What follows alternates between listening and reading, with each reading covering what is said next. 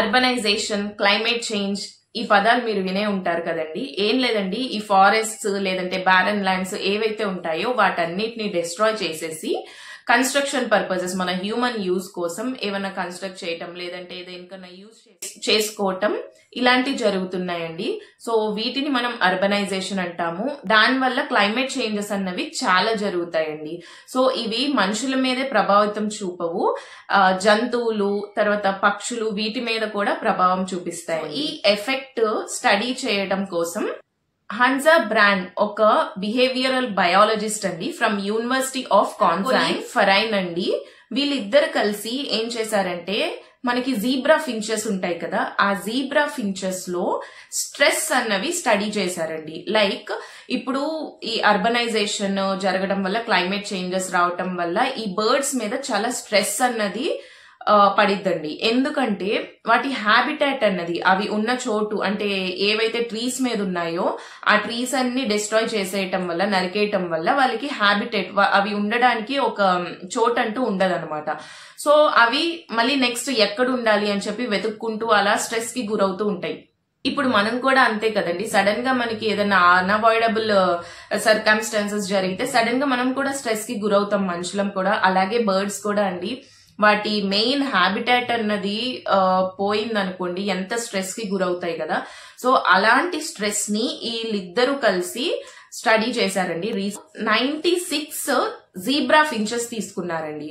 So అసలు వాళ్ళ main aim ఏంటంటే ఈ వ్యక్తిగత పక్షులు ఉన్నాయి కదా, అంటే ఇండివిజువల్ బర్డ్స్ ఏవైతే స్ట్రెస్ కి గురై ఉన్నాయో ఆ బర్డ్స్, ఆ సమూహం ఉంటది కదా, గ్రూప్ ఆఫ్ బర్డ్స్ మీద ఆ స్ట్రెస్ కి గురైన బర్డ్స్ ఏమన్నా ఎఫెక్ట్ చూపిస్తాయా అని చెప్పి కెమెరాస్ అరేంజ్ చేసి ఆ 96 బర్డ్స్ మీద స్టడీ చేశారండి. సో మనకి స్ట్రెస్ హార్మోన్ కార్టికోస్టిరోన్ ఉంటది కదా, దాన్ని కూడా వాళ్ళు ఎస్టిమేట్ చేశారు. ఎక్కడి నుండి? ఫెదర్స్ అండ్ టెయిల్ నుండి తీసుకొని ఆ స్ట్రెస్ హార్మోన్ అనేది ఒక్కొక్క బర్డ్ లో ఎంత ఉంది అని చెప్పి అది కూడా స్టడీ చేశారండి. సో స్టడీ చేయటం వల్ల వాళ్ళకి వచ్చిన రిజల్ట్ ఏంటంటే ఒత్తిడి ఒక అంటువ్యాధి అని వాళ్ళు తేల్చి చెప్పారండి. ఎలా చెప్పారు? ఆ గ్రూప్ లో ఉన్న ఒక బర్డ్ స్ట్రెస్ కి గురైంది అనుకోండి, ఆ మిగతా బర్డ్స్ ఫర్ ఎగ్జాంపుల్ 10 బర్డ్స్ ఉన్నాయనుకోండి, అందులో 4 బర్డ్స్ స్ట్రెస్ కి గురైతే మిగతా 6 బర్డ్స్ కూడా స్లోగా అదే స్ట్రెస్ అన్నది వాళ్ళకు కూడా పాస్ అయిందంట. అంటే అన్ని స్ట్రెస్ కి గురవుతున్నాయి. అంటే ఇవి పక్షుల్లోనే కాదండి, మనుషుల్లో కూడా అంతేనండి. అందరికీ అదే అప్లై అవుతుంది. ఇప్పుడు మనం స్ట్రెస్ లో ఉన్నాము అంటే పక్షులంటే అవి చెప్పుకోలేవు, బట్ మనుషులం మనం ఆ స్ట్రెస్ నుండి బయటికి రావడానికి మనం ఏదన్నా వర్క్ చేసుకోవటం, లైక్ స్ట్రెస్ రిలీవర్స్ ఏవైతే మనకు అనిపిస్తాయో అవి చేసుకుంటూ ఉండాలండి.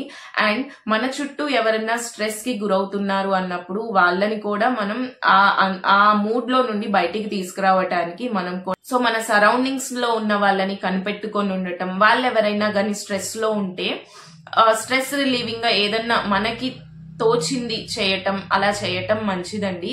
ఎందుకంటే ఈ స్ట్రెస్ వల్లనే డిసీజెస్, సగం హాఫ్ ఆఫ్ ది డిసీజెస్ ఈ స్ట్రెస్ వల్లనే వస్తూ ఉంటాయండి. అందుకే మీరు ఎప్పుడన్నా ఒక పేషెంట్ దగ్గరికి వెళ్ళి అంటే కొంచెం సూతింగ్ వర్డ్స్ గానీ లైక్ పాజిటివ్ గా మాట్లాడితే వాళ్ళకు కూడా ఒక పాజిటివ్ ఎనర్జీ వస్తుందండి. ఎందుకంటే వాళ్ళు ఆల్రెడీ స్ట్రెస్ లో ఉన్నారు కాబట్టి. సో వాళ్ళ దగ్గరికి వెళ్ళి మనం కూడా అరే నీకేంటి ఇలా అయిపోయింది, అయ్యో నీకే ఎందుకు ఇలా అయింది అట్లా మాట్లాడితే వాళ్ళకు కూడా ఆ స్ట్రెస్ అన్నది పెరిగిపోతుందండి.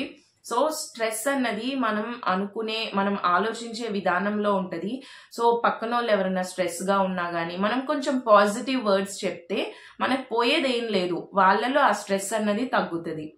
సో మనం కూడా పాజిటివ్ వైబ్స్ అన్నవి అందరికి స్ప్రెడ్ చేద్దామండి. దీని మీద మీ వ్యూ ఏంటి, మీరేమంటారు, మీరు ఎలా ఆలోచిస్తున్నారు అన్నది నాతో కమెంట్ సెక్షన్ లో షేర్ చేసుకోండి. Thank you for watching.